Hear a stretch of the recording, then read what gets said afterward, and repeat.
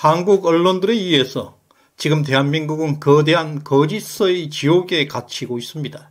MBC, YTN 등의 언론들은 대한민국 경제를 절체절명의 위기로 선동하면서 국민을 세뇌시키고 있었습니다. 윤석열 정부를 흔들기 위해서 많은 언론들이 악의적으로 왜곡된 정보를 퍼뜨리고 있었습니다. 그러나 진실은 전혀 그들과는 반대편에 있었습니다. 지금 대한민국 경제는 폭발하고 있습니다. 폭풍 성장을 하고 있습니다. 믿을 수 없을 정도로 꾸준히 성장하고 있습니다. 많은 글로벌 경제 전문가들이 한국의 성장에 주목하기 시작했습니다. 윤석열 정부 후반기에 국민소득 5만 달러 나라로 질주하고 있습니다. 민주당에서는 이런 윤석열 대통령을 탄핵하겠다고 난리들입니다. 한국 언론은 윤석열 집권 초기부터 지금까지 줄곧 대한민국 경제가 폭망하고 있다고 끊임없이 위기론을 조장해 왔습니다. 예를 들어서 패권전쟁 위기의 대한민국 경제, 시한폭탄 부동산 PF, 빚더미에 짓눌려 있는 한국 경제, 대한민국은 지금 경제위기 제2차 IMF를 맞게 될 것이다. 이와 같은 무시무시한 공포감을 조성하고 있었습니다. 이들은 하나같이 너무나 사실과 거리가 먼 왜곡 보도들입니다. 국민들에게 불안감을 조성하고 정부의 경제 정책에 대해서 신뢰를 떨어뜨리는 목적이었습니다. 이런 왜곡된 보도로 인해서 국민들은 현실을 제대로 인식하지 못하게 만들었습니다. 정말 경제 위기가 오는 것처럼 조장하였습니다. 결국 이런 손해는 국민들에게 돌아가게 됩니다. 그 반면에 해외에서는 대한민국 경제 성장을 주목하고 난리들입니다. 블룸버그 통신 데니얼 모스 칼럼니스트는 5월 8일 한국 경제는 호황이지만 한국 국민들은 실제로 체감하지 못하고 있다고 평가하고 있습니다. 그리고 세계 3대 신용평가기관 무디스는 5월 9일 대한민국 국가 신용 등급을 최상위에서 세 번째 높은 AA2로 평가했습니다. 그리고 우리나라 한국은행이 1분기 발표한 경제 성장률은 무려 1.3%로 폭풍 성장하였습니다. OECD와 IMF 등 국제 유력 기구들은 한국의 경제 성장 전망치를 일제히 상향 조정하기 시작했습니다. 이러한 수치는 대한민국 경제가 견고한 상승세를 보이고 있음을 명확하게 보여주고 있는 증거들입니다.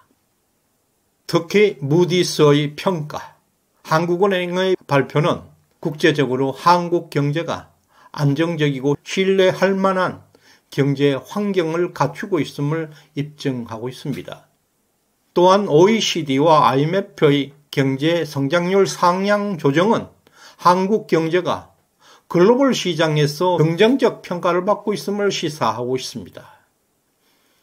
어제 한국개발원 KDI 2024년 한국 경제 성장률을 2.6%로 상향 조정했습니다.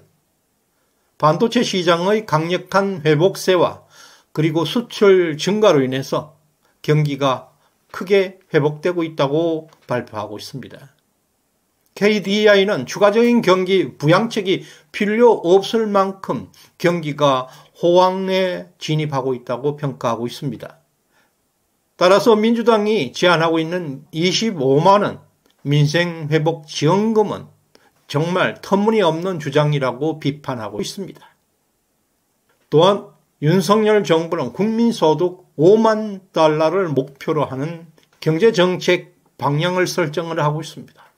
민간 중심 경제로 체질을 전환하고 기업들이 투자할 수 있는 환경을 조성하고 2026년에는 5만 달러 달성이 가능하다고 하고 있습니다. 또한 중산층을 현재 60% 초반대에 있는 것을 70%까지 끌어올려 중산층을 육성하겠다는 목표를 가지고 있습니다. 경제 규제를 풀고 자산 형성을 위한 제도적 지원을 강화하고 있습니다. 상속세제 개편, 상법 개정을 통해서 이사의 책임을 강화하면서 자산 가치의 별요 프로그램도 진행하고 있습니다. 이와 같은 윤석열 정부의 이러한 경제 정책들은 단기적인 경기 부양책에 의존하는 것이 아니라 장기적인 관점에서 경제 체질을 개선하는 것에 목표를 두고 있습니다. 국민소득 5만 달러뿐만 아니라 지속 가능한 경제 성장을 위한 기반을 마련하는 중요한 장기적 정책들입니다. 윤석열 정부는 한국을 5대 수출 강국으로 만드는 것도 목표로 하고 있습니다. 수출 기업의 지원을 강화하고 경제 영토를 확장함으로 해서 가능한 목표들입니다. 지난해 수출 8위였던 대한민국은 5위였던 일본을 뛰어넘기 위해서 경제 세일즈 외교에 더 많은 힘을 쏟고 있습니다. 대통령 고위 관계자는 시장이 흔들릴 수 있는 초대형 이슈도 없고 그러한 위기 징후가 나타나지 않고 전국 단위의 선거가 당분간 2년 동안은 없다는 점에서 현 시점에서는 강력한 개혁 드라이브를 함으로써 눈앞에 닥친 문제를 해결하기 위한 임시 봉책이 아니라 한국 경제의 체질을 바꿀 수 있는 종합적 정책으로서 로드맵이 당길 것이라고 강조하고 있습니다. 한국경제인연합회는 지난해 2023년 한국의 경제 고통지수가 12.5로 문재인 정권의 코로나 시기 이전에 2018년에 12.9, 2019년에 12.0 수준으로 하락했다고 15일 날 밝혔습니다.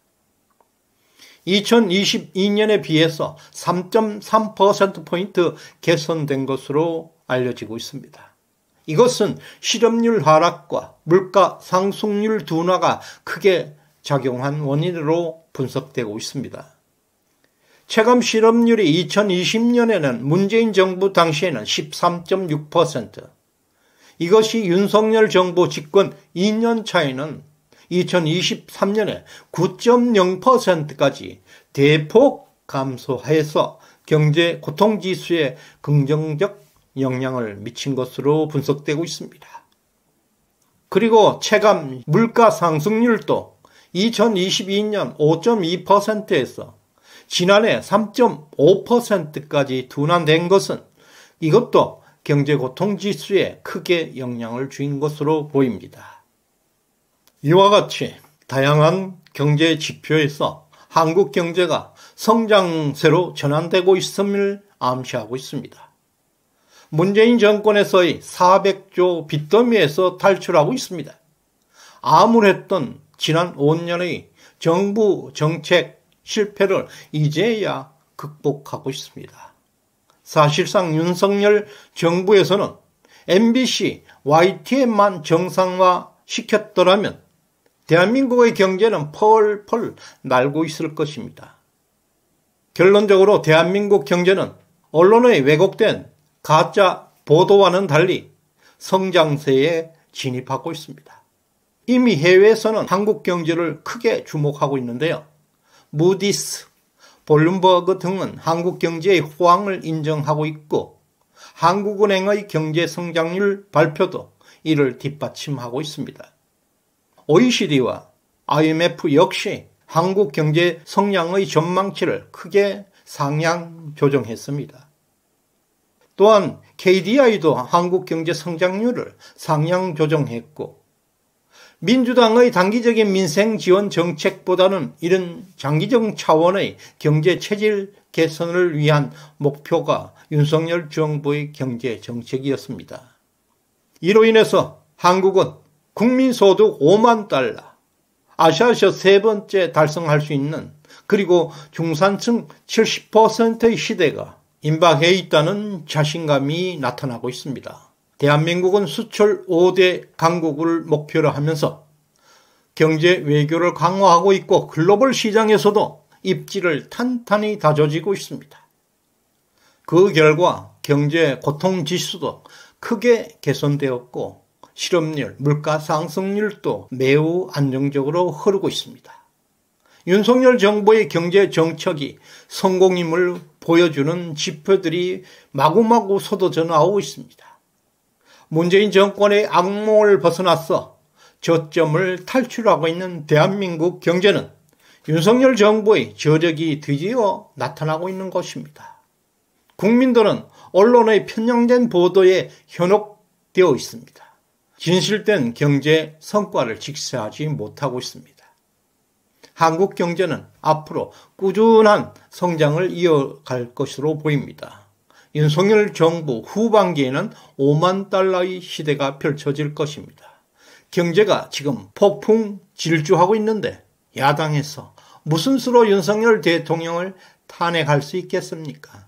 택도 없는 소리입니다. 구독과 좋아요, 알림 설정은 큰 힘이 되고 있습니다. 특히 좋아요는 꼭 눌러주시길 바랍니다. 끝까지 시청해 주셔서 감사드립니다.